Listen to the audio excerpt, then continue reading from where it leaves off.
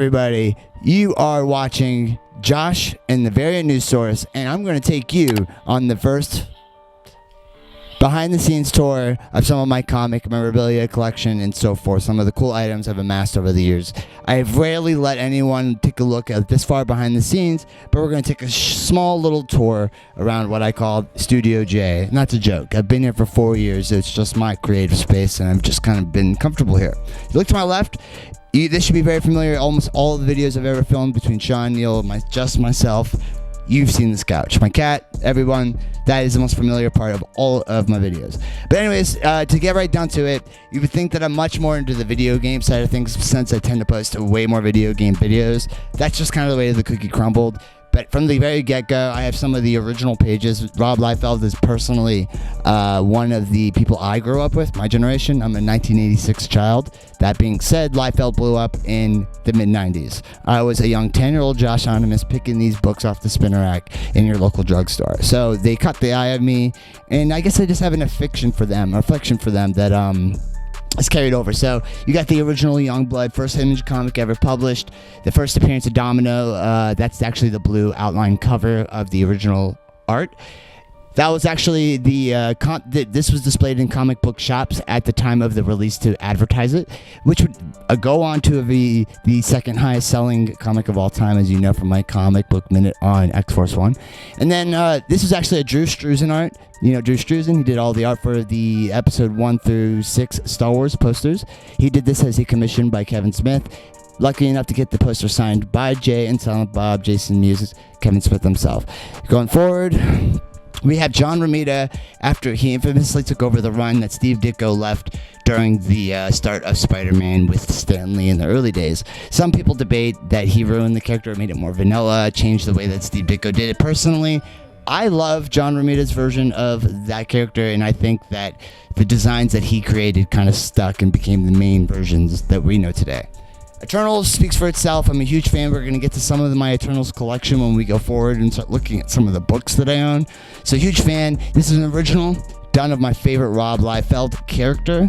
That's Bedrock. He started off as Bedrock for obvious reasons. Certain companies weren't too thrilled with him using the name Bedrock. He changed that about a year into Youngblood. And then, of course, my favorite serialized television show, I had to throw out a Twin Peaks shout out with Laura Palmer up there. So let's move forward. I lined my hallway kind of with my original art. As far as comics, if you look behind me, it's just stuff from when I went to Star Wars Celebration. I did some work for Invest Comics, kind of threw it together at Carrie. She had passed away near that time I had returned from the trip. Put that together. But going here, this is kind of some of my favorite stuff. Marat Michaels, who is the assistant now of Rob Liefeld, and he's done numerous work through Marvel and DC over the years since. This is a page, an original page, actually, of his inks and pencils from issue 2. Page 22 of the book, Nightmare on Image. And then here's Fabio Laguna, who went on to work for Pixar Animation and other comic books for Image Comics, page number 7, number 1 of Maxi Mage. Very awesome. It even still has the overlay, which unfortunately I was not able to obtain for the Nightmare issue. Then if you go forward, I got to meet Rob there in Orlando, Florida, and when I did, he gave me a print, and he even signed Maximum Effort, which is, one of the known catchphrases of Deadpool, signed it there. And then one of my all-time favorites is when Mike Golden did the run on the Star Wars comic. Obviously, we know Howard Chaykin was the one that George Lucas was initially handpicked to do the start of that book, and they even say that Marvel was revitalized in the Bronze Age because of their signing of the licensed brand of the Star Wars comic. Well, screw that. I'm a big fan of the Mike Golden version, and there's a good story behind it. I won it in a contest. At the end of the day, I was called to come meet him at his booth, signed it for me, and legendary artist. If you know comics, you definitely know Mike Golden. So Fabio Laguna, this is actually an original Maxi Mage he did for me specifically. No other one of these exists in the world because he did it for me. He happened to know that I did the original art, obtained a piece of the original art. I had contacted him. He was kind enough to send me this commission. So that was really cool. And then this one's a special book, if not because we have Stephen Platt, who did a short stint on Prophet, but also provided some of the highest record-selling numbers for the title of Prophet because of his legendary artwork. He's notorious now today, will not sign the book. I don't know what the fallout was between himself, Rob Liefeld, and Extreme Studios. I do know they butted heads, and if you apparently bring a book to Stephen Platt's table, it would be signed. That is Prophet. He won't even acknowledge it or sign it. So, because of that, I think there's an irony that I took his best book, got it signed, and I framed it. So let's keep going. Actually, we'll go this way real quick. Just want to show you a little limited edition cabinet. Since we were talking about the Marvel Cinematic Universe and all things Marvel period today, I figured I would take a look here at a 1 in 8,000 Marvel Superheroes cabinet with the art. I wish you could see more. Unfortunately, I kind of tucked it away. This has become somewhat of a de facto Marvel / my son's room.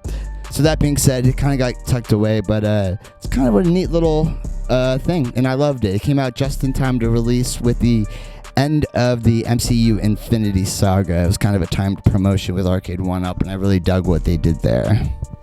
So, and we're going to get right down to it. You guys want to see, like, the collection? So, we're going to start off with some of my graded comics. If you looked on here on the wall, you can see right off the bat, I got my Stan the Man here exclusive. I believe that was a Mondo exclusive, not sure. And I've collected all the Youngblood toys from over the years, whether it was through McFarlane's own line. If you look here to the left, McFarlane did a very detailed Badrock, and then you have the one over here to my right where Rob outsourced his toys. They're a little bit cheaper, but I still collected those too. I do love Badrock. He's an all-time favorite. If you looked over here too, you'll even see there's a newer iteration Youngblood framed over there that I've got a Badrock. So yeah, this is what I would call the comic collector dungeon playroom, you know. So over here, just some of my X-Men appreciation. My signed Chris Claremont Days of Futures Past poster. I won't get John Byrne to sign it probably anytime soon for obvious reasons. And then my favorite iteration of the X-Men, the Jim Lee X-Men from 1992. And then my signed second appearance of Deadpool by Fabian Nicieza and Rob Liefeld. So let's jump right in. Some of the top books that I've kind of amassed over the years. I'll start with some of the major keys. I got here a 5.0. This is the first appearance and origin of Luke Cage, who eventually becomes Power Man. The first appearance of Diamondback as well, who is the main villain in the Power Man series. Got a ROM Space Knight, first appearance as well, graded at an 8.0. A book that Marvel had not had the rights to reprint because of licensing issues with Hasbro. A personal favorite, this is the Nick Fury first appearance with the Jack Kirby cover, the Stan Lee's Steve Ditko story. As we all know, Jim Steranko would go on to legendarily pencil Nick Fury. And then first appearance of Cable. This book was notorious for having two types of color runs because towards the end of the run, the printer had a lighter orange. So you'll see that this one's orange-ish. And then you'll see that the other one I have has more of a red hue. And that there is signed by Rob at a 7.0. So I've put that one aside. Got my first appearance of Deadpool, Wade Wilson himself. Yes, back in 1991. You guys already know I did the comic book series all about that time in Marvel Comics history, including the first appearance of X-Force in issue number 100, again, also signed by Rob. And it's funny because that one went into a third printing. They say that's even harder to find than the first printing because of how many were made. Irony. All right, so I'm going to take a look. We were just talking about the Eternals. We're going to start off with the Holy Grail of Eternal books. That's the first appearance of the Eternals number 1. We got... Let's start with number 2. The first appearance of the Celestials, Irisham and Ajak at an 8.0. And then number 3, first appearance of Cersei. That's a CGC graded. Again, all Jack Kirby. A huge Jack Kirby fan. And then we got the first appearance of Makari the Domo. And that's at an 8.5. Again, more Jack Kirby there. You can see the original Makari design. And then lastly, first appearance of Sprite as well. And that's issue number 9 of the Eternals. So, kind of been on an Eternals kick in my collection. And then we'll just go through a couple of the basics. You know, you got to have one of those in your investment. First Spawn ever made. And then we get here. I met Seth Gillum, who played Father Gabriel on The Walking Dead. He signed this in Fort Myers. I submitted it to CGC, got it about 5 months later at 9.4. So that was pretty cool. That's one of the first times I had ever gone and submitted a celebrity rather than a writer or artist on any of my books. And there's the same book that you see there, which says, first appearance of Garrison Kane, second appearance of Deadpool. Graded there. And let me just go ahead. So I started trying to pursue all the Watchmen original run. I was only able to get the first few. Turns out, really, the monetary value comes in getting Watchmen 1 because that's where they call it a first appearance. Now, this book here by Jason Aaron, who's the highest selling Avengers writer of all time currently, he did a book for Image called Southern Bastards. It got optioned for television. So I bought like the rarest version of the book, got it signed, and got it slabbed. And holding on to that one because if the show comes out, it's critically acclaimed. He won an Eisner Award for it. You never know. And then here's Louise Simonson's Power Pack. Got the first appearance of them. I figure if there ever was a kids show that goes on to be in the vein of Fantastic Four, but for kids, Power Pack's the first one they're going to do. It's been rumored actually a long time. So the Guardians weren't always the Guardians that you see today. One of my favorite books happens to be when the book was redone and Dan Abnett and Andy Lanning redid the Guardians of the Galaxy with the infamous team that you see today back in 2008. And that's the one that James Gunn based his version of the Guardians about. And that's their very first appearance, has that iteration of the team. So I don't know if you call that a first appearance, but more like I wanted to own that in my collection. I'm just going to go through these and get these out of the way. I own the first 5 issues of Civil War signed, but here's one, for example. Scott Lang becomes the Ant-Man. First appearance of him in the as the Ant-Man. We all know Hank Pym was the original one in Tales to Astonish, so it's not the same. Death of Barry Allen. And yep, that's Crisis on Infinite Earths. You want to see some of the really cool stuff. We just got done watching Moon Knight, so I have a 9.0 versus Moon Knight in his own title, The Origin of Moon Knight, signed by Bill Sienkiewicz, the best artist in Moon Knight's history. My personal opinion. All right, moving on. So, Prophet, Jake Gyllenhaal, coming out with a new film. This is the first appearance of Prophet, and it was in issue number 2 of Youngblood. He wasted no time, which ironically is actually the second issue of Image Comics ever published. So Rob was credited with for the first 2 books ever published under the Image line. He created the Image Eye in a bathroom, actually. So he's also responsible for their logo, even. So moving on, got some Golden Age Flash. This one's from 1970. Just love the cover. Gil Kane. All-time classic. Here's my Stan Lee signed.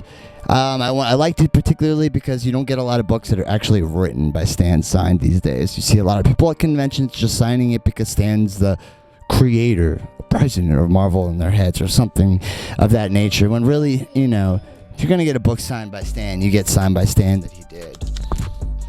Okay, so I got, when they relaunched the DC Universe's Rebirth, I have Jeff Johns, Phil Jimenez, and Gary Franks, who all signed the very first issue. Everyone knows Jeff Johns was the president of DC up till the point, I believe, when he became head of television and Jim Lee took over his position today. Okay, so Blue Beetle's coming out of the movie. Keith Giffen, I had him sign in his issue with that. The reason why I was a new villain, it was a spec issue, nothing crazy. First appearance by George Perez, rest in peace. He created Deathlock. That's the first appearance of Deathlock. Back from 1974, Astonishing Tales number 25. And we're getting there. 2 of my favorite people in the comic community are Amanda Connor and Jimmy Palmiotti. I had the pleasure of ordering the Midtown variant of the number 1 for the Harley Quinn Rebirth relaunch. And they signed it both at New York Comic Con. So another one of my treasured books. Again, just amazing people, awesome creators. First appearance of Nebula in Avengers 257. And yeah, I know Roger Stern did this story, and I want to say that was during Jim Shooter's run. He really produced some of the best Avengers and X-Men during that time. Here's one that means a lot to me. George Perez signed and slabbed Infinity Gauntlet #1. Probably like now the most infamous story, given that the history Marvel and the cinematic universe have with it. George Perez did the now most like infamous cover too, no less. So rest in peace, George. You know, he provided some of the most tremendous talent and work to the industry. All right, here's a character I see a lot in the future. Kind of like the Deadpool of DC, the rated R character. That's Lobo. First appearance of Lobo back in 1983. Keith Giffen actually created him, who signed my Blue Beetle book. So that's the creator of Lobo right there. All right, so we're winding down. Remember this show, guys? Outcast on Cinemax? Yeah, that was a spec buy. I have another one in there, actually. It's a 9.8 as well for Outcast #1. And that was Robert Kirkman's New Walking Dead.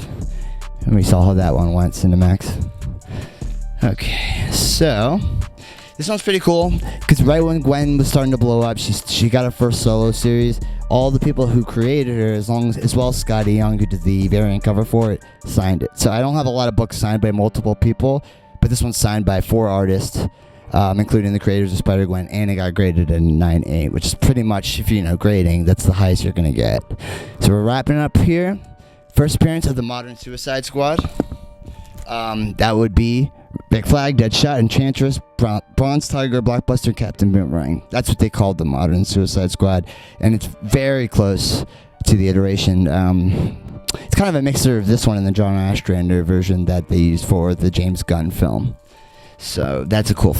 And for indie comic fans out there, I got a graded #1 of Sex Criminals by Matt Fraction and Chip Zdarsky, which just a beloved book in the scene, won awards for like years and years straight.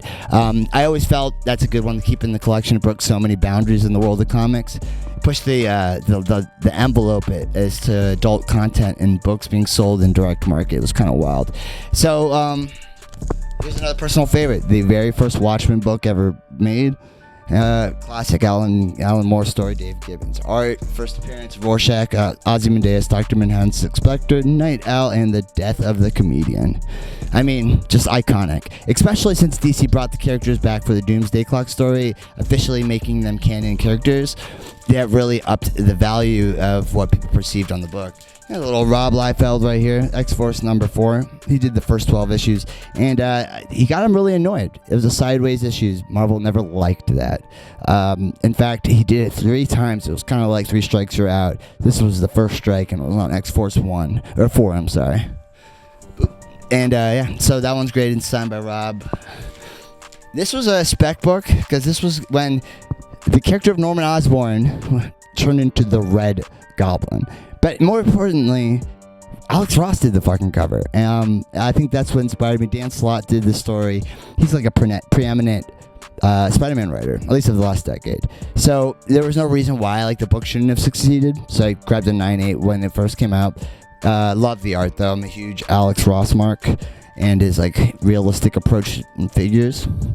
Alright, so winding down, we got the very first comic ever made by Image. It still includes the trading cards that come with it. It's the double flip variant, you know, so it's completely intact, and it's at a 9.8. You know, there's a lot of those out there. I just feel like Image made such an important part of comics history that you'd be remiss not to own that, or like you have one in your personal collection. Scout Comics is a Florida-based comic publisher, and I did some work for them. Their most popular book, and I think till date, is still Hench Girl #1. I think it went to 3 printings. I was fortunate enough to grab this because it's getting consistently scarcer and more value as time goes on. Because again, you type in Hench Girl on television or TV on Google, you'll see it's been optioned in tons of news outlets that already covered that. So that should be you'll see that on TV probably within the next 5 years. This is just a Greg Capullo signed Batman cover that I had done while I was in New York Comic Con. He's become kind of like the pre-ultimate Batman and Spawn artist, and I just wanted something signed by him. So, here's some Civil War books down here. And again, I'm kind of skipping over those. I have just about the entire Civil War collection there that I'm pulling out. all graded, except for one that's specifically signed by Steve McNiven, the main artist of the Civil War story that people recognize. I just wanted one with Steve's signature. That is like his main book that people know him for. And then I got the controversial Trump issue, I call it. Eric Larson's never been one to shy from controversy. So he did a cover with Donald Trump on the Savage Dragon 226. He's on his way to 300, so Todd, watch out. He's about to beat your record. But I wanted a copy of that. It's kind of like history, At the time, he was our president, so it wasn't like it was kind of a funny jab. Then there's the Run the Jewels variant that I had Brian Stelfreeze sign and graded. I collect anything with Run the Jewels. Some of my favorite. And they've done plenty of variants. They must be big comic fans. This is my favorite of the Scout books, Solar Flare. Really cool. It's about the electricity in the world going out. It actually takes place in Florida. Starts off in Fort Myers. And it's kind of a Walking Dead-ish post-apocalyptic tale, and I really dig it. That's another one I could see that Scout can make a television show of. Coming down, Scott Snyder, rebooting. He's the most famous Scott. Scott Snyder is by far the biggest writer in comic currently. So when they relaunched Batman and announced him, I had to have a graded number 1 because it was just such a popular book. And then we have East of West, another massively popular Image book signed by Jonathan Hickman at 9.8, and that's a variant that was only sold at the Forbidden Planet comic shop, so even harder to find. And then lastly, to wrap it down, Seven to Eternity was a book that Rick Remender did at Image, and honestly, wasn't that crazy about it, but it had so much hype behind it. So I bought 2 of the variant number 1s, got them graded at a perfect grade. They were perfect shape. It wasn't a good story, so it wasn't one I continued pursuing on. And then Once Our Land, which was an amazing book, and I just saw the potential for there to be an adaptation for it. So while I had a great copy, it was graded. So that's that on the graded collection. Now let's see if I can get you around here. You can follow me. We're not going to go through all these books, but just to give you an example, these are just some of my extras, some of my trades, some of the books that wouldn't fit in my graded. And then if you go here, yeah, those are like old Image and Marvel back issues. Some sealed stuff, polybagged, never even been opened. I think that's a King Spawn there from GameStop and so forth. And yeah, so anyways, just to give you a taste of my little comic collection, I appreciate you guys tuning in. That is a little bit of what I got here that I wanted to show you guys, since I'm sure that you're a little curious as to what I actually own, since I talk about them so much. Thank you for watching. If you haven't already, like, share, comment, and subscribe. And we'll see you on the next one.